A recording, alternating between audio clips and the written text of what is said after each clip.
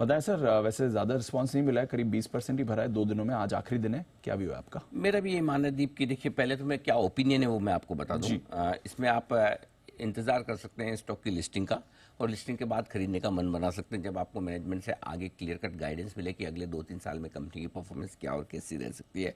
और लिस्टिंग के बाद भी खरीदे तो कोई हर्ज नहीं, क्योंकि आजकल क्या हो रहा है जो इशू, अब जैसे कल 60 गुना भरा है पार्क, लेकिन लिस्टिंग 15-20% हुई है, तो इसको तो हम अच्छी मान रहे हैं। आजकल जो इशू अच्छे भर रहे हैं उसकी भी लिस्टिंग बहुत अच्छी नहीं हो रही है, तो ज़्यादा बेहतर है कि आप लिस्टिंग के बाद खरीद लीजिए। और फिर भी किसी को खरीदना ही है तो आप लॉन्ग टर्म का व्यू लेकर खरीदिए, 2 से 3 साल का व्यू रखें और खरीदें, और इस लिहाज से अप्लाई करें कि अगर नीचे मिलेगा तो आप और लेना चाहेंगे तो आप अप्लाई कर लीजिए, अदरवाइज लिस्टिंग के बाद खरीद लीजिए, ये ज़्यादा बढ़िया रहेगा। कंपनी क्या करती है? कंपनी बेसिकली एक तरह से आप ये कर लीजिए फार्मा प्रोडक्ट, दवाइयों वगैरह का और मेडिकल इक्विपमेंट के डिस्ट्रीब्यूशन का काम करती है। कंपनियों से ये सारी होलसेल में खरीदती है और बाकी सारे फिर रिटेलर्स को बेचती है, ये इनका बिजनेस है ना। तो जो जहां आप केमिस्ट की दुकान पे जाके दवा खरीदते हैं ना, वो किससे खरीदते हैं? वो इनसे खरीदते हैं। ये किससे खरीदते हैं? कंपनियों से खरीदते हैं। तो ये इन दोनों के बीच की कड़ी है, होलसेलर एक तरह से ये मान लीजिए, वो प्लेटफॉर्म है।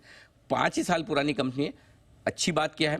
मैनेजमेंट अच्छा है, प्रोमोटर्स अच्छे हैं, न्यू एज स्टार्टअप कंपनी है, 5 साल में स्टार्टअप में बड़ी तेजी से बढ़ने वाली कंपनी है। हेल्थ केयर डिस्ट्रीब्यूटर में one of the biggest company है, 1.5% मार्केट शेयर है हिंदुस्तान में। पैन इंडिया प्रेजेंस है, लगभग देश के हर एक कोने में पहुंचने की कोशिश कर रहे हैं, काफ़ी जगह पहुंच भी चुके हैं।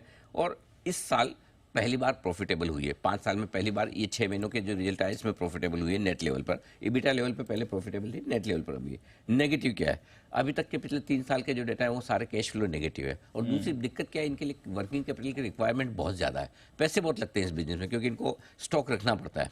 कई बार वो स्टॉक नहीं बिकता तो वो एक नुकसान हो जाता है। और लास्ट 3 साल से अभी तक कंपनी लॉस मेकिंग रही, फर्स्ट टाइम इस बार प्रॉफिट में आई है, उम्मीद करते हैं कि बनी रहेगी। सो ये कुछ एक नेगेटिव्स हैं। सो आई थिंक एक मार्केट बड़ा है, मैनेजमेंट प्रॉमिसिंग है, उस लिहाज से अगर लिस्टिंग के बाद आपको थोड़ा सस्ता मिले तो खरीदारी करने का एक मौका बन सकता है। और जिनको लगता है कि नहीं यार ठीक है, मैं तो 3 साल के ले रहा हूँ, थोड़ा बहुत ऊपर नीचे लिस्ट हो भी जाए तो क्या फ़र्क पड़ता है, तो फिर ठीक है, आपकी रिस्क लेने की ताकत है तो आप वहाँ पर कर सकते हैं। या ये वरना वरना लिस्टिंग के बाद भी करें तो कोई दिक्कत नहीं।